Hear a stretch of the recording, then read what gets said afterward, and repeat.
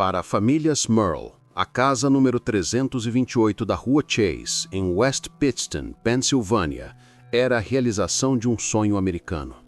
Uma casa espaçosa, comprada em 1974, onde Jack e Janet Smurl poderiam criar suas 4 filhas em paz e segurança, ao lado dos pais de Jack, que moravam na outra metade do duplex. Era para ser um refúgio, um porto seguro. Mas eles não sabiam que a casa já tinha outros moradores. Algo antigo, poderoso e territorial, que não queria dividir o espaço. O que começou como uma série de pequenos inconvenientes inexplicáveis se transformaria em uma guerra de 13 anos contra uma entidade demoníaca.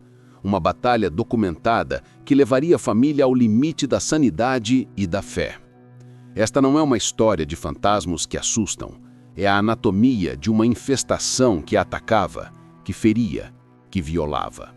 É a crônica de uma guerra travada nas sombras de um lar suburbano.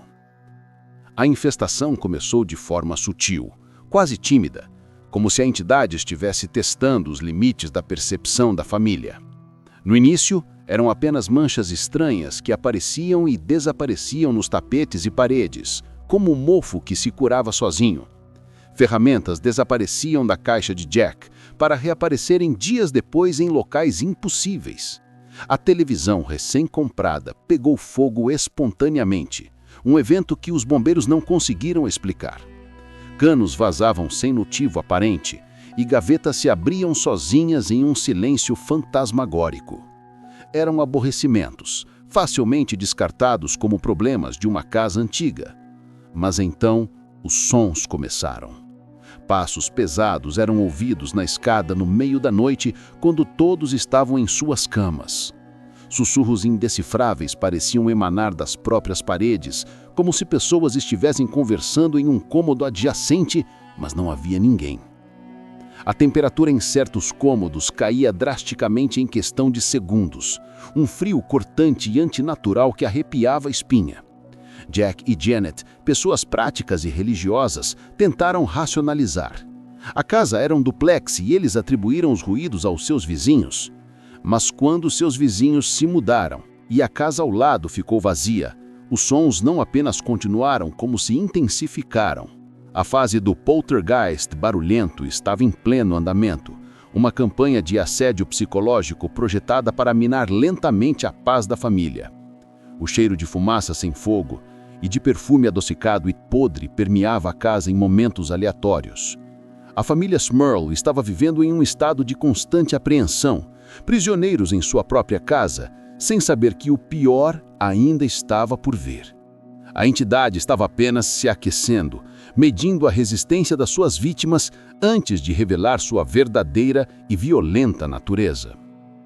O ano era 1985, mais de uma década após a mudança. A entidade, aparentemente cansada de jogos sutis, decidiu escalar a violência. A fase de opressão havia começado. Os ataques se tornaram físicos e pessoais.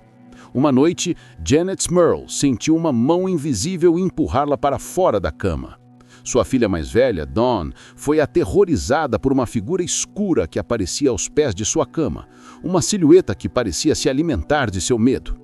A filha mais nova, Shannon, quase morreu quando um lustre pesado despencou do teto, errando sua cabeça por centímetros. O cachorro da família, um pastor alemão, foi violentamente agarrado por uma força invisível e atirado contra uma parede, um ato de crueldade que provava que a entidade não tinha limites. Mas o terror atingiu seu pico com os ataques diretos a Jack e Janet.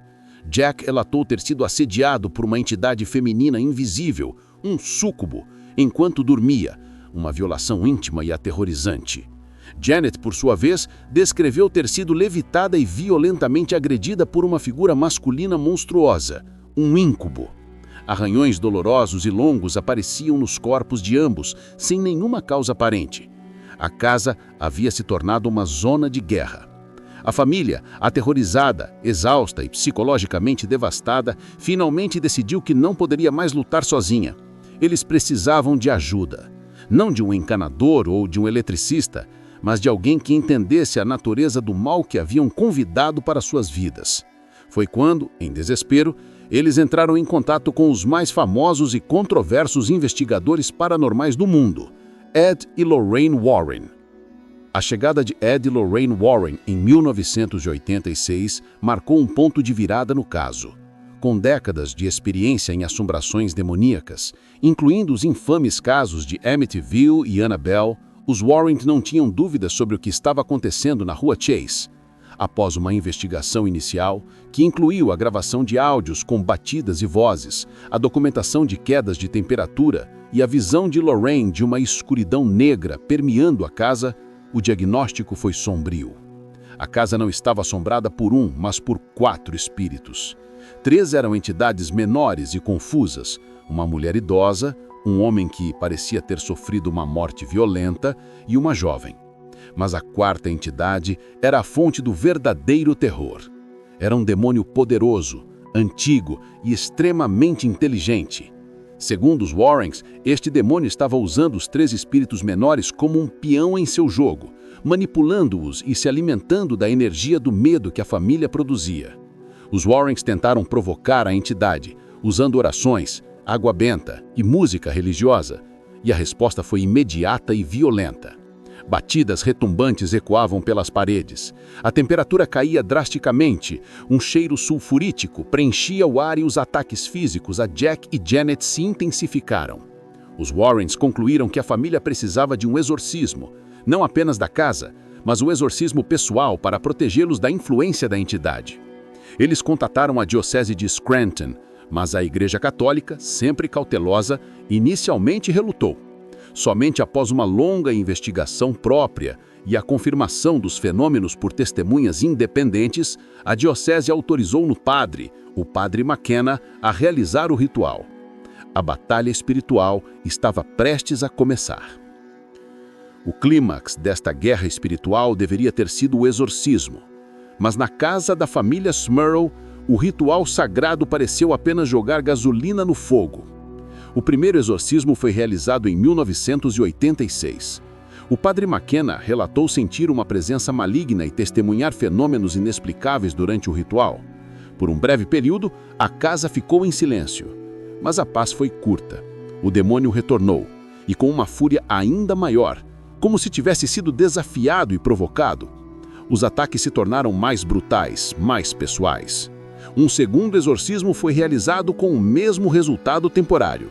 A família Smurl, agora no centro de um furacão midiático, após tornar sua história pública, tornou-se prisioneira não apenas do demônio, mas também da atenção pública. Céticos acusavam de fraude, de buscar fama e dinheiro, mas a família insistia que sua aprovação era real. Desesperados, os Warrens trouxeram um exorcista mais experiente, o padre Roberto McKenna, que realizou um terceiro e, segundo relatos, mais poderoso exorcismo. Mas mesmo isso não foi suficiente. A família chegou a uma conclusão aterrorizante.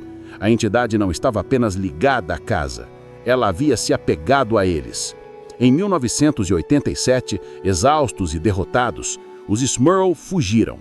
Eles abandonaram a casa dos seus sonhos, o estádio de seu pesadelo de 13 anos. Mas mesmo após a mudança, eles relataram que o demônio os seguiu por um tempo, com fenômenos mais fracos, até que finalmente pareceu desistir.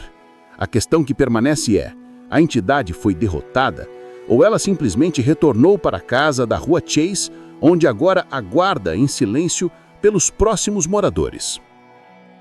O caso da família Smurl é um dos mais documentados e debatidos da história do paranormal. Ele nos força a confrontar a possibilidade de que o mal não é apenas um conceito abstrato, mas uma força ativa e consciente que pode invadir nossas vidas. O que você acredita que aconteceu na casa da Rua Chase? Foi um caso de histeria em massa? Um fenômeno psicológico? Ou a família Smurl realmente travou uma batalha contra um demônio? Deixe sua teoria nos comentários. E se você tem uma história paranormal que precisa ser contada, envie para o nosso e-mail, ecosparanormalchannel, para que nossa equipe possa estudar e possivelmente encontrar um lugar para entrevistar você. E se inscreva para não perder nenhum dos nossos documentários sobre os casos de assombração mais aterrorizantes já registrados.